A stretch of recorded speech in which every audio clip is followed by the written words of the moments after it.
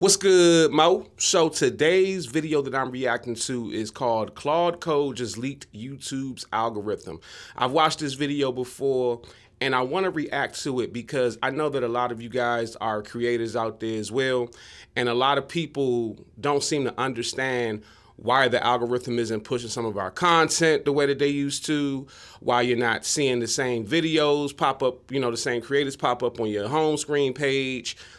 This is about what's going on behind the scenes, underneath the hood of YouTube, how they've switched up their algorithm, and how it's actually hurting a lot of creators, such as myself. Let's go. I just used Claude Code to leak me the YouTube algorithm, and it worked. And what I've learned is that everything I knew about the YouTube algorithm is wrong. Click-through rate doesn't matter as much as I thought, watch time doesn't matter as much as I thought, and the reason why I did this is because I posted a video on my channel that got a 10% click-through rate and had a 5-minute average view duration. But then I posted another video which had only 6% click-through rate and 3-minute average view duration. And guess what happened? The video with worse statistics went viral.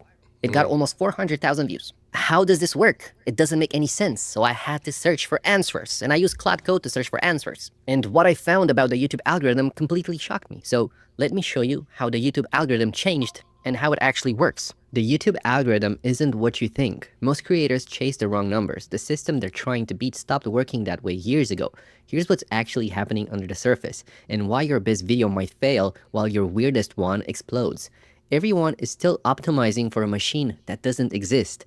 Ask any creator what makes a video succeed and you'll hear the same two answers: click-through rate and watch time. Get people to click, keep them watching, and repeat. This idea is everywhere, in courses, in tutorials, in thumbnails designed to squeeze 1% more of click. It sounds right. It's the kind of thing an algorithm should reward. And a decade ago, it mostly did. But the system running YouTube in 2026 is not a spreadsheet of CTR and retention. It's a recommendation engine, closer in spirit to ChatGPT than a ranking formula. And when you treat it like a formula, you optimize for metrics that often have nothing to do with whether your video gets shown. The old mental model said high CTR means pushed to more people, long watch time means boosted, more views means more reach. The algorithm promotes videos. What's actually happening is very different. A viewer gets matched to the content they'll value. Satisfaction is predicted, not measured after. Views are an output, never an input. The algorithm matches, it never pushes. So if the rules are so clear, why do perfect videos flop? Watch any long-time creator and you'll see the same pattern.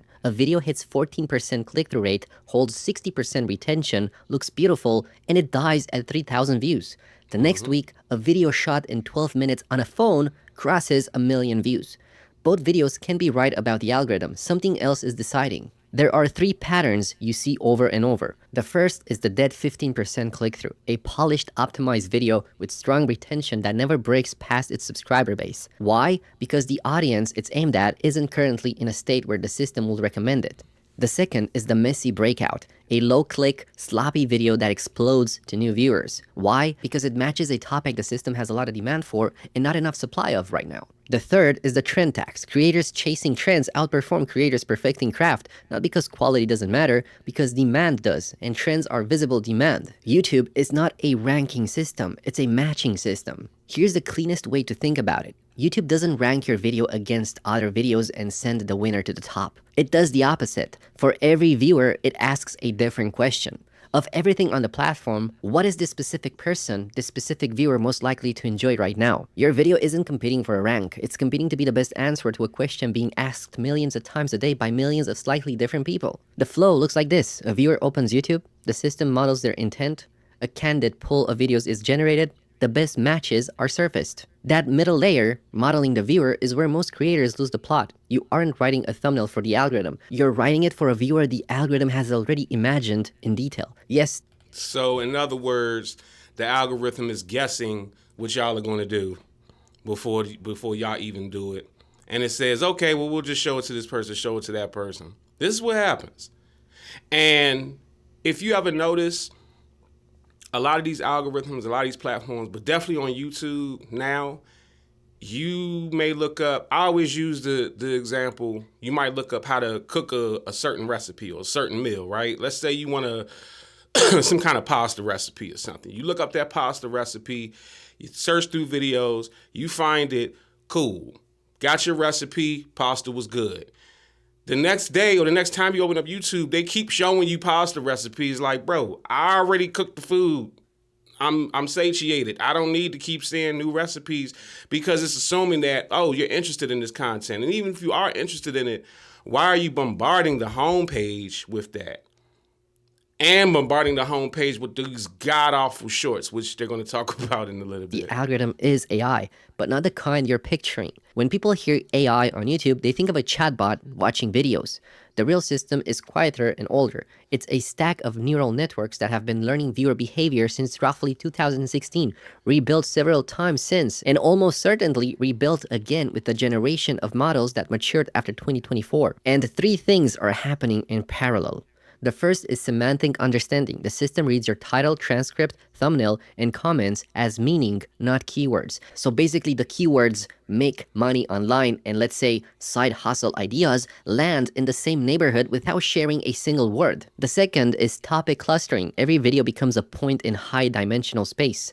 Videos that get watched in the same session drift closer together over time, forming clusters that look nothing like YouTube's public categories. The third is viewer intent modeling. For each viewer, the system builds a prediction of what they'd watch next, not based on their last video, but on patterns across millions of similar viewers. Every single video has a semantic ID, and Google's research teams have published extensively on something called semantic IDs, which are basically compact numeric fingerprints that represent what a piece of content is about at multiple levels of detail. The exact implementation inside YouTube isn't public, but the shape is almost certainly the same. Think of it like this. Your video gets reduced to a list of numbers. That list doesn't describe keywords. It describes meaning. The topic, the tone, the pacing, the emotional arc, the kind of viewer who tends to finish it. Two videos with completely different titles can have nearly identical semantic IDs, while two videos with the same title can sit far apart.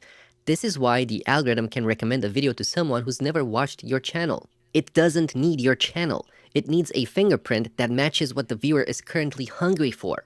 A video doesn't blow up because it's great. A video blows up because at a specific moment, the platform has a shortage of exactly what it offers, and your semantic fingerprint happens to be the cleanest match. There are 4 triggers that do most of the work. So the first one is demand spikes, a news event, a culture moment, a meme. The viewer intent shifts faster than supply. Any video close enough to the spike rides the wave. Then there's timing windows. The first strong video in a new cluster has nowhere to compete. It gets pulled into recommendations for viewers the system was about to disappoint. Then we have external traffic. Views from outside YouTube, Reddit, Twitter, newsletter act as a signal that real humans, not just recommended eyeballs, want this video. Then we have the last one, which is my favorite one, and I've been talking about this on my channel for a very long time, which is session resonance. If your video keeps viewers on YouTube longer than the video they would have watched instead, the system quietly promotes it further. So, if a viewer watches a video from you and then watches another video from you, the algorithm will show the first video to more viewers. This means that your dashboard, your YouTube studio, is showing you a shadow of the real signal. Click-through rate, retention, average view duration, these numbers are not wrong. They're just downstream of what the algorithm actually cares about. Two videos can have the exact same click-through rate and opposite fates. One has high click and shallow satisfaction and it decays fast. The other one has lower click and strong satisfaction, and it keeps rising as the system finds the right audience. Most creators read their retention graph wrong. They see a clean line and feel safe, but the line is hiding something. So pay attention because I'm about to blow up your mind. So let's say a video about a tutorial can hold 80% of viewers who already knew the topic, right? Another video can hold only 50%, but those people were about to close YouTube for the day. The second video is stronger, but the graph will never tell you that. So you see how YouTube is watching a different number. It asks one question. Did this video keep the viewer on YouTube longer? You can't see this number in your YouTube studio, but it is the number that decides everything. So what does the 2026 system really care about? Here's a list. I built it from public Google research, creator guides, and how the platform actually behaves. It is a model, not a promise, but it matches what I keep seeing. Number 1 sits above all the rest. Did the viewer feel glad they watched? Not did they watch.